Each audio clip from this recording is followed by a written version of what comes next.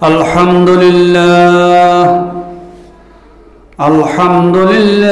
ওয়াকাফা ওয়া সালামুন আলা ইবাদিহিল্লাযীনা ইসতাফা আম্মা বা'দু ফাআউযু বিল্লাহি মিনাশ শাইতানির রাজীম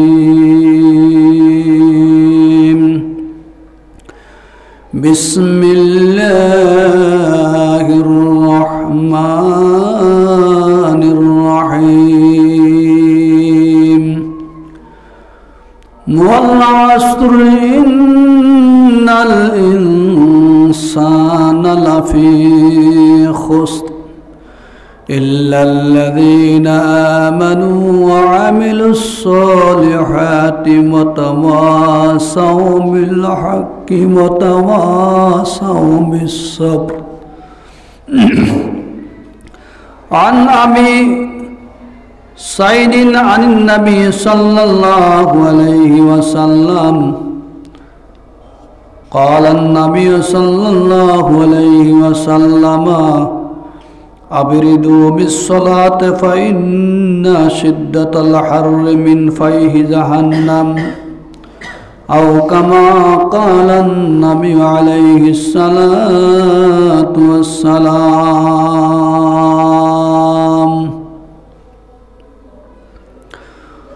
اللهم صل على محمد وعلى آل محمد كما صليت على إبراهيم وعلى آل إبراهيم إنك حميد مجيد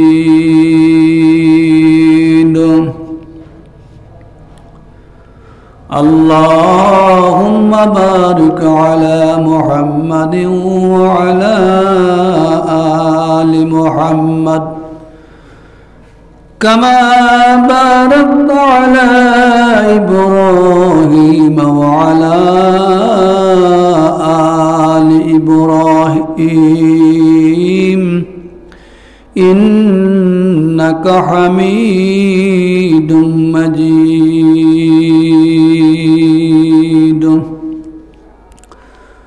সম্মানিত মুআজ্জাজ মুহতারাম সদর জলাস মুরব্বী নিজাম আসসালামু আলাইকুম ওয়া রাহমাতুল্লাহি ওয়া বারাকাতুহু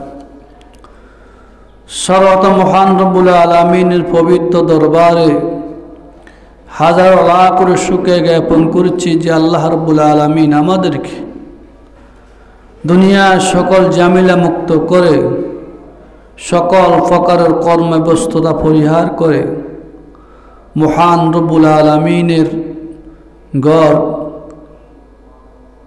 আল্লাহর প্রিয় মসজিদ এবং জান্নাতের বাগানে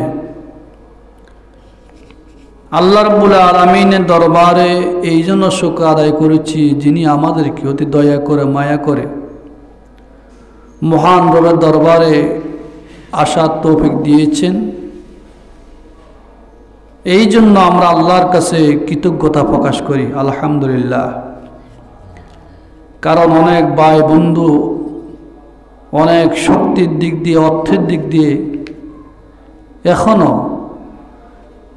বিভিন্ন স্থানে দুনিয়াবী কাজে কর্মে লিপ্ত, কিন্তু মহান রবের দরবারে আসার তৌফিক এখনো হয় না। হয়েছে কিনা? আল্লাহ যাকে মহব্বত করে যাকে ভালোবাসে তাকে মহান রবের দরবারে আসার তৌফিক দান করেন, আর যাকে ভালোবাসেন না তাকে আল্লাহ রাব্বুল আলামিন আল্লাহর প্রদত্ত এই নেয়ামত আল্লাহ রাব্বুল আলামিন তাকে দান করেন না। লাইন শাকারতুম লাযিদান্নাকুম ওয়া লাইন কাফারতুম ইন্না আযাবি লাশাদীদ।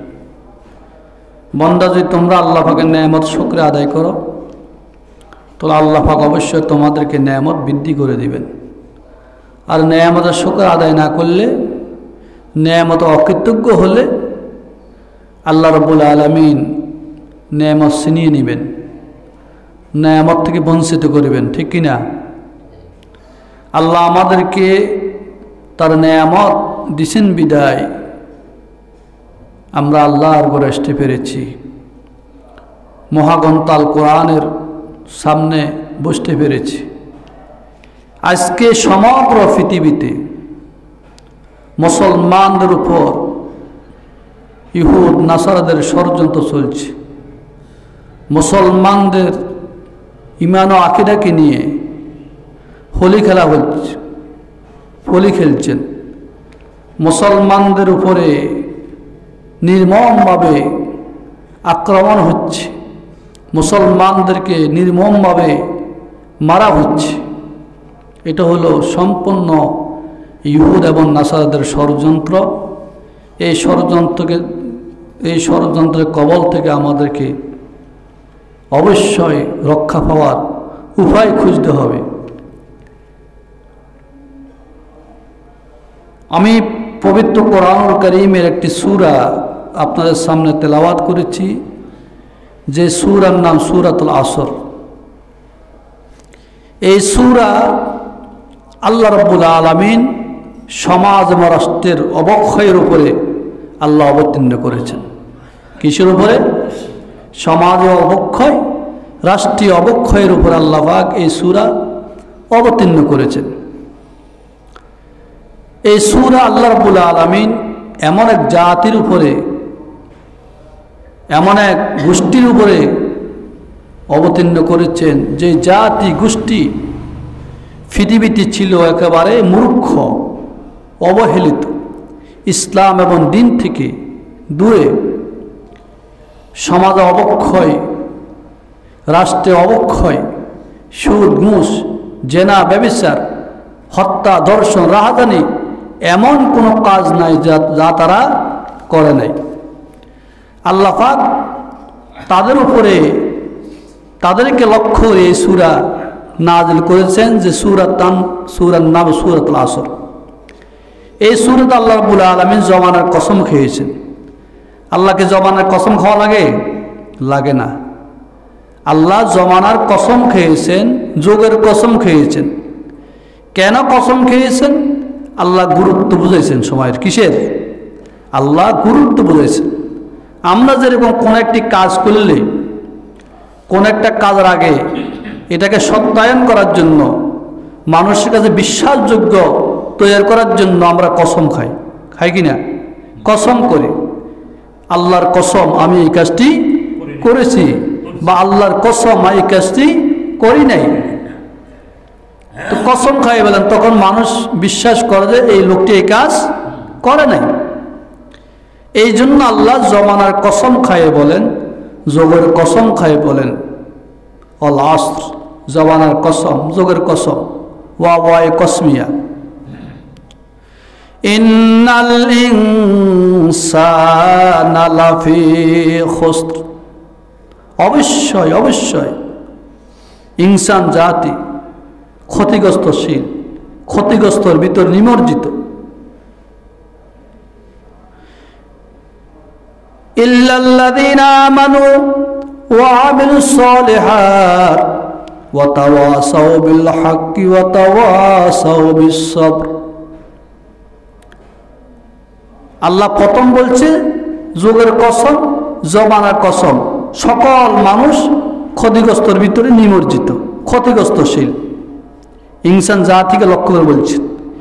এরপর আল্লাহ পৃথক করে ইল্লা ইস্তিসনা, নাহর গায়রা। ইল্লা বলে আল্লাহ এবার ফরাক করতেছেন, পৃথক করতেছেন। কারণ সকল মানুষ ক্ষতিগ্রস্ত নয়, সকল মানুষ ক্ষতিগ্রস্তশীল, ঠিক আছে, কিন্তু তাদের ভিতরে যারা ঈমান এনেছে, ইল্লাল্লাযীনা আমানু ওয়া আমিলুস সালিহাত, ঈমান এনেছে, আমল সালেহ করেছে, ওয়া তাওয়াসাউ বিল হক, মানুষকে সত্যের আদেশ দেয়, ওয়া তাওয়াসাউ বিস সবর, সবরের আদেশ দেয়। এই চার জিনিস যার ভিতরে আছে, চারটা বিষয়, সে কিনে ক্ষতিগ্রস্তশীল নয়।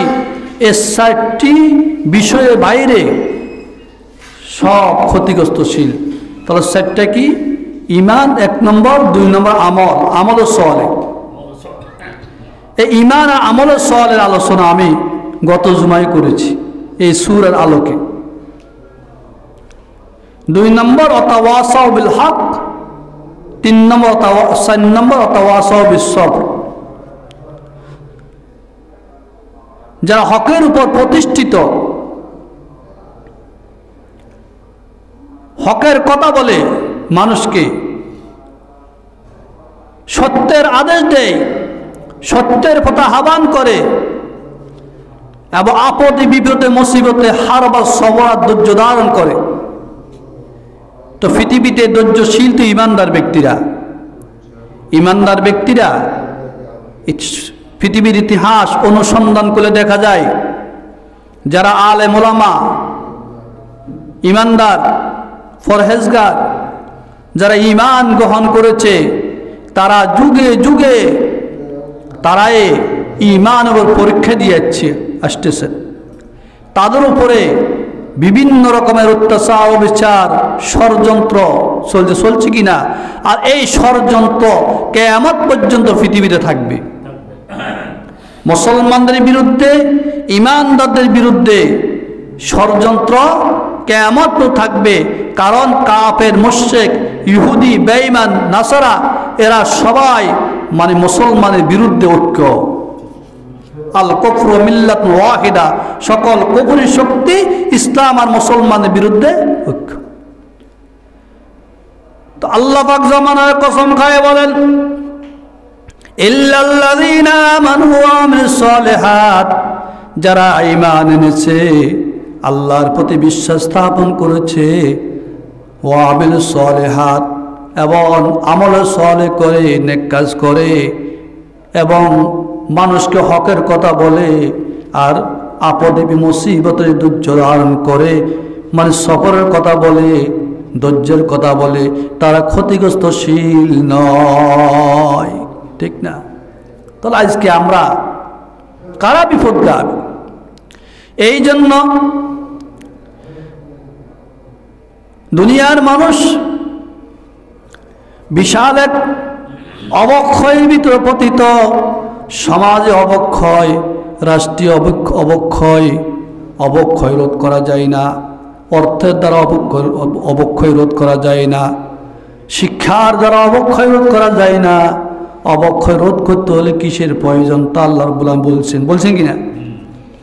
যদি অভাবের কারণে সমাজে অবক্ষয় রোধ হতো, অভাব থেকে মুক্ত হলে যদি সমাজে অবক্ষয় রোধ হতো, আজকে আমাদের দেশে গ্রামগঞ্জে অসংখ্য মানুষ অভাব মুক্ত, অর্থের দিক দিয়ে, সম্পদ দিক দিয়ে, টাকার দিক দিয়ে তাদের কাছে কোনো অভাব নাই, আছে কি না?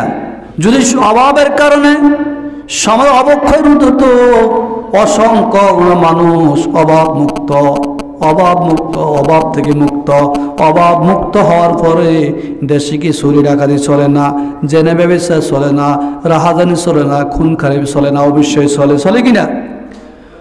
তাহলে যারা অসংখ্য অর্থের মালিক, সম্পদের মালিক, টাকার মালিক, এদের বিরুদ্ধে সময় অবক্ষয় আছে কিনা? নামাজ পড়ে না, আল্লাহর হুকুম মানে না, আল্লাহর আইন মানে না, আল্লাহর নীতিমালা মানে না, সমাজের ঘুষের সাথে সম্পর্ক, সুদের সাথে সম্পর্ক কিনা? সুদের সাথে সম্পর্ক, ইয়াবার সাথে সম্পর্ক, মদের সাথে সম্পর্ক আছে কিনা? অবশ্যই আছে। অর্থাৎ সম্পদ যত বাড়ে, টাকা যত বাড়ে, তাদের ব্যভিচারী বাড়তে থাকেনি?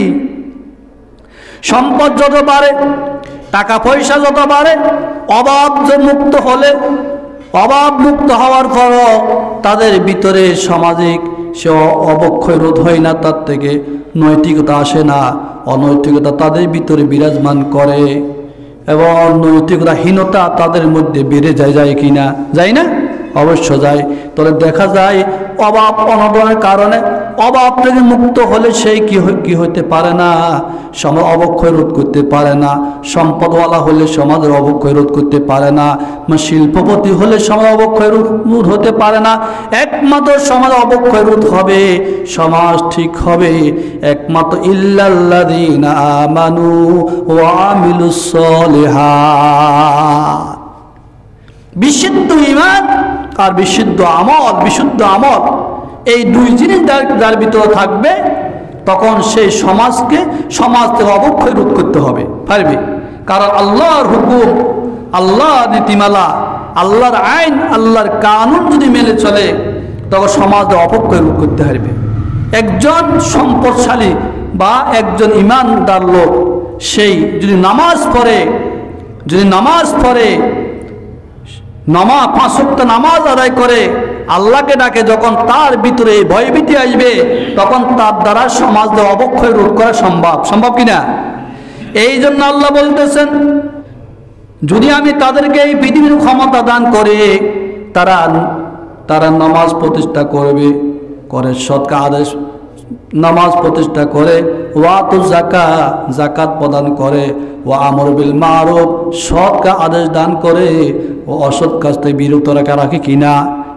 এইখানে আল্লাহ রাব্বুল আলামিন 4টা বিষয় বলছেন। আল্লাযীনা ইম্মাক্কান্নাহুম ফিল আরদি আকামুস সালাতা ওয়া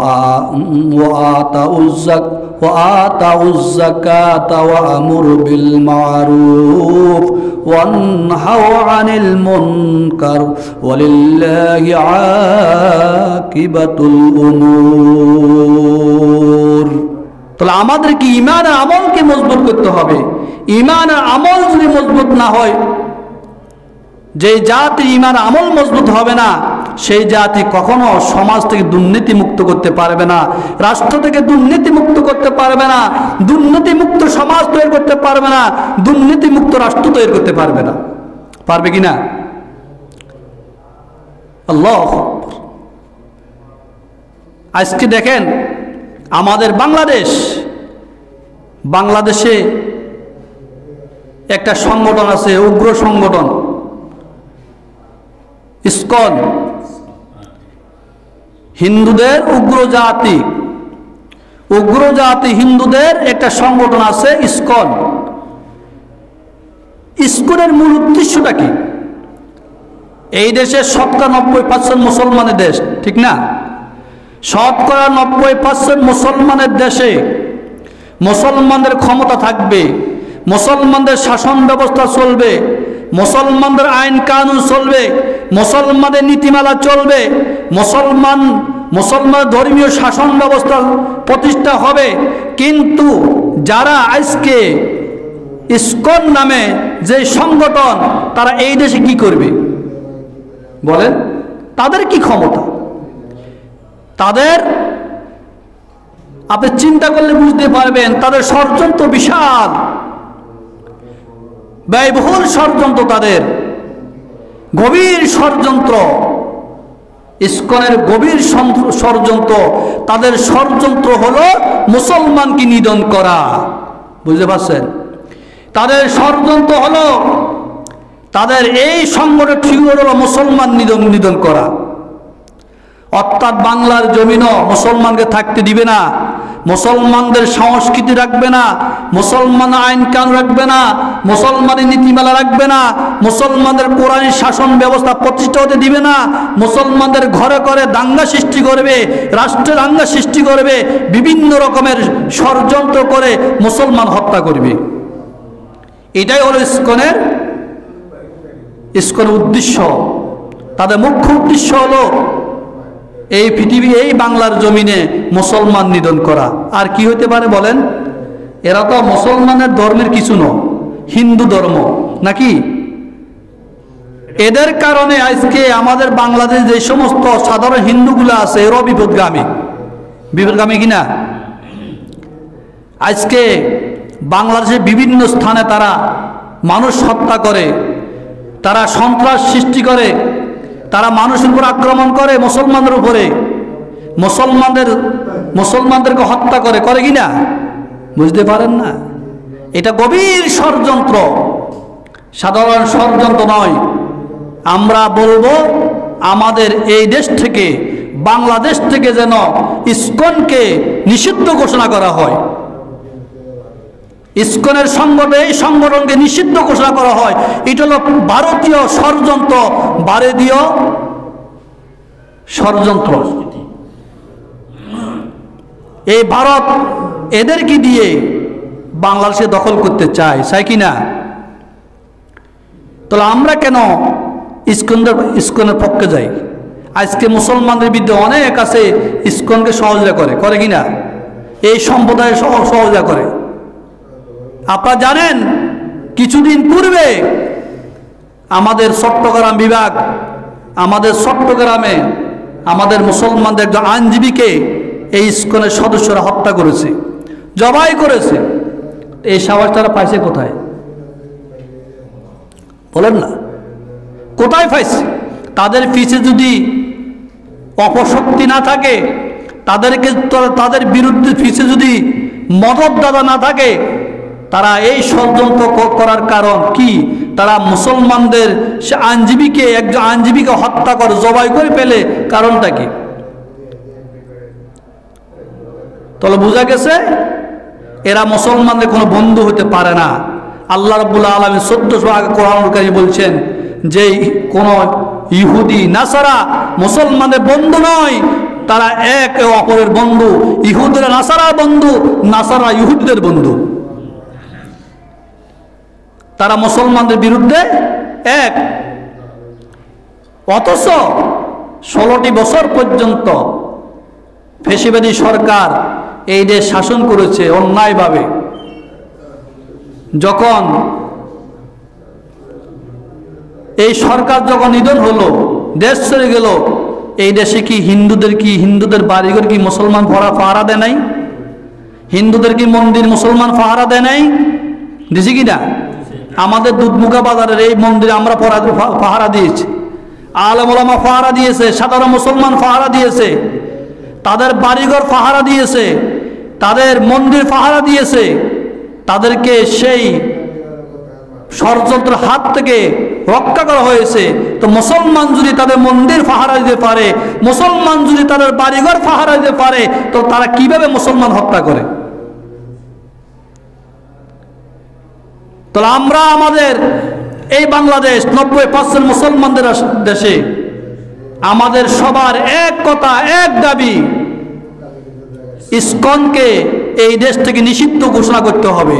যদি ইসকনকে নিষিদ্ধ ঘোষণা করা হয়, বাংলার জমিনে টেকনাফ থেকে তেতুলিয়া পর্যন্ত বাংলাদেশ 56,000 কিলোমিটার, 56,000 বর্গমাইলের ভিতরে মুসলমান তাদেরকে কখনো সাথ দিবে না। মুসলমানদের হামলা অবশ্যই চলবে, মুসলমান তাদেরকে প্রতিহত করবে।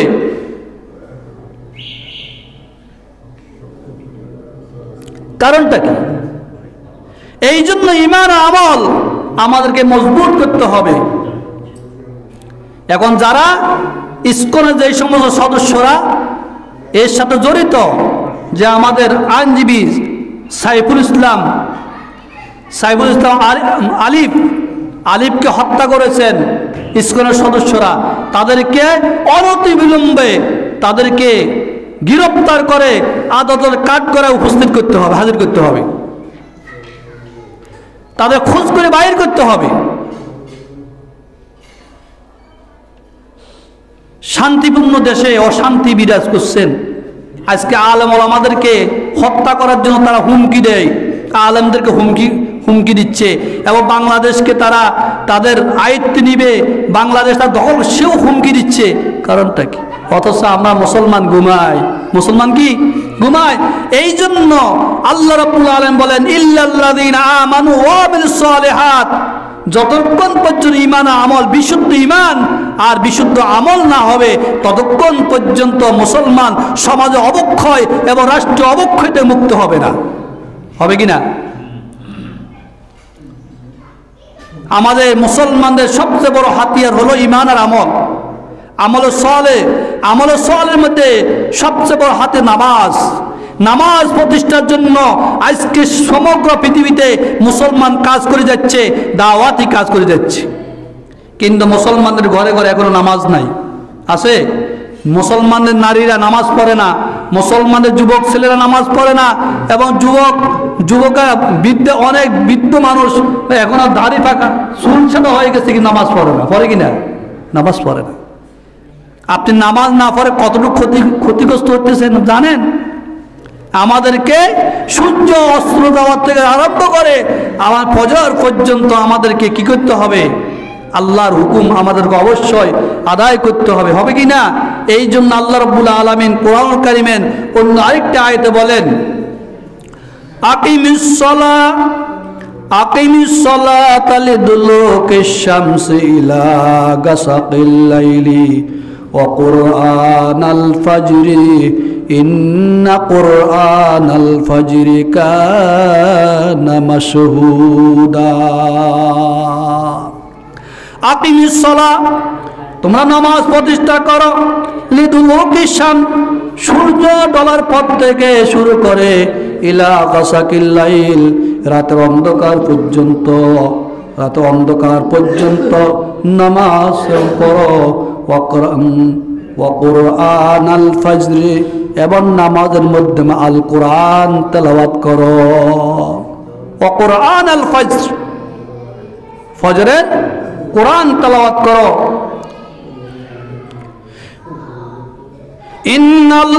ইন্না কুরআনাল ফাজরি কানা মাশহুদা, অবশ্যই ফজরের মধ্যে আল কোরআন তেলাওয়াত করলে সেইখানে ফেরেশতা অবতীর্ণ হয়।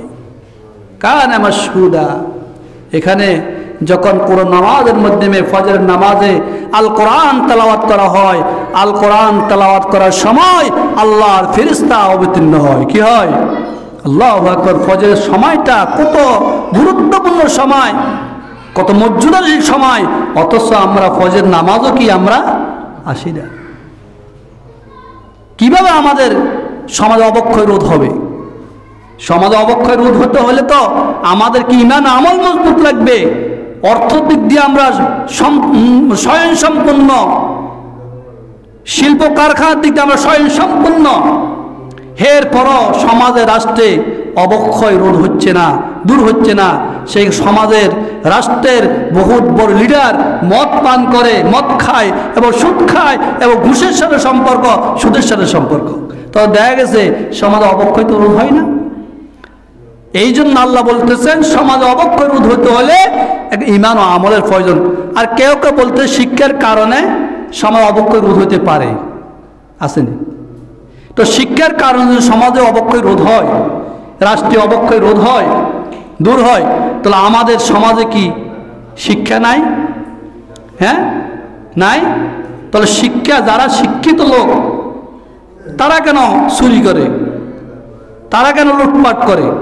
বলেন, শিক্ষার কারণে যদি সমাজ অবক্ষয় রোধ হতো, রাষ্ট্র অবক্ষয় রোধ হতো, তো রাষ্ট্রের কর্মদার যারা অসংখ্য শিক্ষার অধিকারী, জ্ঞান অধিকারী এবং ক্ষমতার অধিকারী, হেরোর টাকা কিভাবে প্রচার করে রাষ্ট্রের, করে কিনা? তো আমাদের এই বাংলাদেশ শতকরা 20 থেকে 25% লোক শিক্ষিত লোক, আর 5 থেকে 6% হলো অভিজ্ঞ। এর 20 থেকে 25% হলো মানে সাধারণ অশিক্ষিত। তাহলে আমাদের দেশের চাইতে তো শিক্ষার হারে আর বহুত রাষ্ট্র আছে শতকরা 90% মানে শিক্ষার অধিকারী তারা।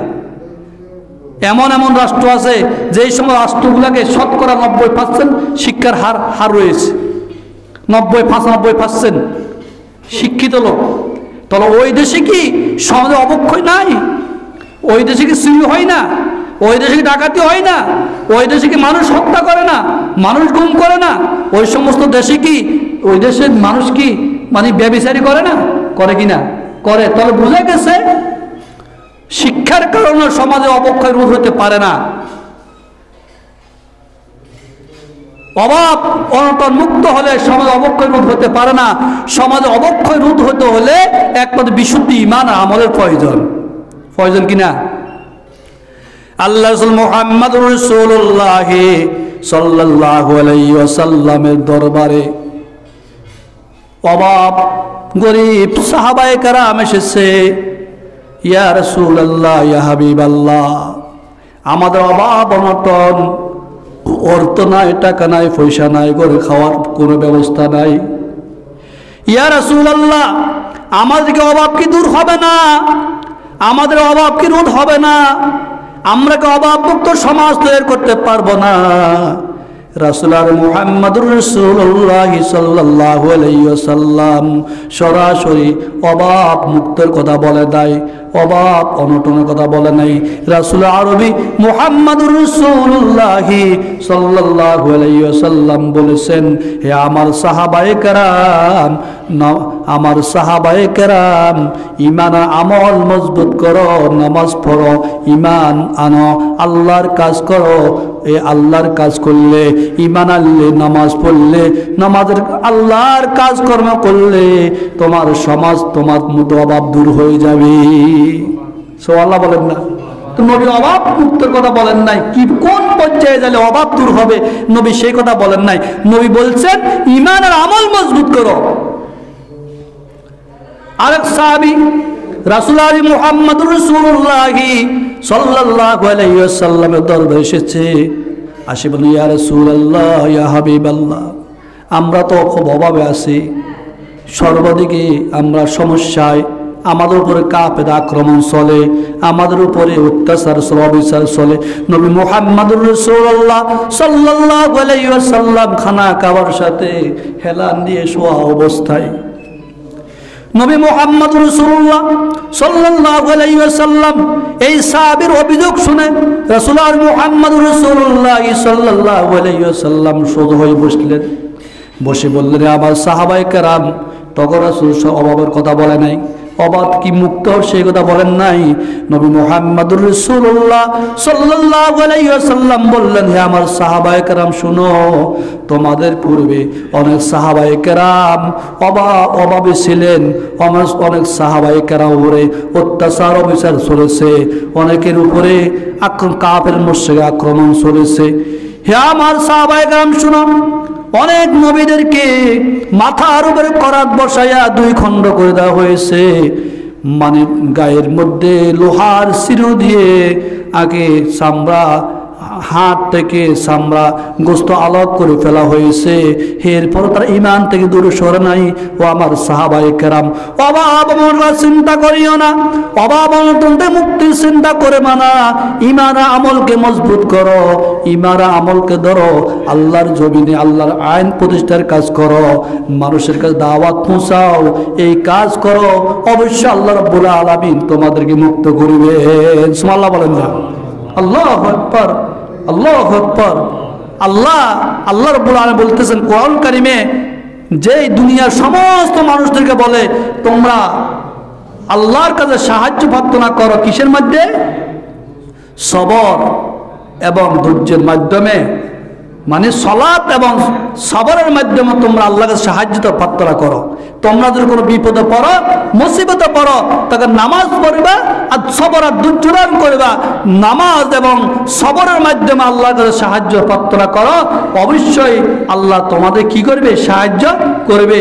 এই জন্য আল্লাহ বলতেছেন কোরআন কারীম সূরা বাকারার মধ্যে, ওয়াস্তাঈনু বিস-সাবরি ওয়াস-সালাহ ওয়া ইন্নাহা লাকাবীরাতুন ইল্লা আলাল খাশিঈন আল্লাযীনা ইয়াযুন্নুনা আন্নাহুম মুলাকু রাব্বিহিম ওয়া আন্নাহুম ইলাইহি রাজিউন। আল্লাহ রাব্বুল আলামিন কোরআন কারীমে বলেন, ওয়াস্তাঈনু বিস-সাবরি ওয়াস-সালাহ, তোমরা নামাজ এবং ধৈর্যের মাধ্যমে আল্লাহর কাছে সাহায্য প্রার্থনা করো। ওয়া ইন্নাহা লাকাবীরা, কিন্তু নামাজ বাড়ি খুব কঠিন। আল্লাহ এই কথা কেন বলছেন? কি আল্লাহ নামাজ বলে বাড়ি, নামাজ বলে কঠিন? আচ্ছা বলেন তো দেখি, আল্লাহর কথা যদি মিথ্যা হয়, নামাজের হালকা হয়, তাহলে আমরা শতকরা কয় % লোক নামাজ পড়ি? বলেন, শতকরা কয় % লোক নামাজ পড়ি? বলেন। আমাদের সমাজে তো কমপক্ষে 300 পরিবার আছে কি না?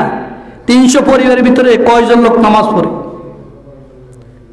একজন নেতাকে প্রশ্ন করলাম, আপনি তো সমাজের নেতা, সমাজের হানসাদ, 16টি বছর পর্যন্ত বিচার ফয়সালা করছেন, হ্যাঁ, তা আপনার বিচার ফয়সালা করা অবস্থায় এই আপনার সাথে যারা ছিল অনেকে টাকা খেয়ে বিচার করছে, কারণটা কি? টাকা খেয়ে বিচার করছেন না? বাতিজা ভালো, ঠিক ঠিক কথা বলছো। কি করিবা, অভাব অনটন আছে, এই জন্য টাকা খাইয়ে টাকা বেশি। তো আপনি অভাব অনটন থাকলে আপনি কাজ করেন, আপনি বদিল্লা দেন, ব্যবসা করেন, গাড়ি চালান, হ্যাঁ গাড়ি চালান, আপনি পয়সা খায়, রুফিয়া বক্ষণ করে নাহক বিচার করবেন। যে অপরাধী তার অপরাধ চাপিয়ে দিবেন, যে অপরাধী আর তার মানে যে অপরাধী তাকে মুক্ত করে দিবেন, আর যে অপরাধ নয় তার উপর অপরাধ চাপিয়ে দিবেন। এটা তো হয় না। তাহলে আপনার বিচার হলো কি? বিচার হয়েছে তো আপনার আল্লাহর কাছে জবাবদিহি করা লাগবে না? কথা বলেন তো এটা কিসের কারণে? ইমান আমল মজবুত নাই, এই জন্য উনি বলে ফেলছে অভাবে আছে, এই জন্য খাইয়ে রে। তো অভাবে একটি তো বিচার করতে পারে না, পারে কি না? বিচার করবে রাষ্ট্রের কর্ণধার যারা মজবুত, ওজনী, অর্থ দিক দিয়ে, ক্ষমতার দিক দিয়ে, ন্যায় নীতির দিক দিয়ে, তাদের বেড়ের দিক দিয়ে, জ্ঞানের দিক দিয়ে, তারা করবে সামাজিক বিচার। আপনি বদলিলে আপনি বিচার কেন করবেন সমাজে? আপনার হানসাদি করার তো দরকার নাই, আসেনি? যাক, করেন ভালো কথা, আল্লাহকে ভয় করেন না। তাহলে দেখা যায় আমাদের নামাজ ভারী, আল্লাহকে নামাজ কি ভারী? এখন বলেন তো নামাজ বা কার উপরে নামাজ ভারী নয়? আল্লাহ তো বলছে, এরপরে বলছে না আল্লাহর মার পেজ আছে। আল্লাহ বলতেছেন ইল্লা আলাল খাশিঈন, একমাত্র যারা আল্লাহকে ভয় করে, খাশিঈন, তাদের জন্য কি নয় নামাজ ভারী নয়। আসল কথা ঠিক, যারা আল্লাহকে ভয় করে এরাই তো নামাজ পড়ে। যারা আল্লাহকে ভয় করে রাতে ঘুমায় না, তাহাজ্জুদ নামাজ আদায় করে কি না? এই দুনিয়াতে আমাকে চিরবিদায় হতে হবে। এরপর আল্লাহ বলছেন কারা খাশিঈন? আল্লাযীনা ইয়াযুন্নুনা আন্নাহুম মুলাকু রাব্বিহিম, ওই সমস্ত ব্যক্তি যারা অবশ্যই আল্লাহর সাথে সাক্ষাৎ করার, আল্লাহর সাথে সাক্ষাৎ করার ধারণা করে, গুমান করে, সে অবশ্যই আল্লাহর সাথে সাক্ষাৎ করবে, একদিন মৃত্যুবরণ করবে। ওয়া ইন্নাহুম ইলাইহি রাজিউন, সে মৃত্যুর পরে আল্লাহর কাছে অবশ্য প্রত্যাবর্তন করবে, আল্লাহ তাকে তুলবে, হিসাব নিকাশ করবে, সব কিছু করবে। এই ভয় ভীতি যার ভিতর আছে তার জন্য নামাজ কি নয়? ভারী নয়।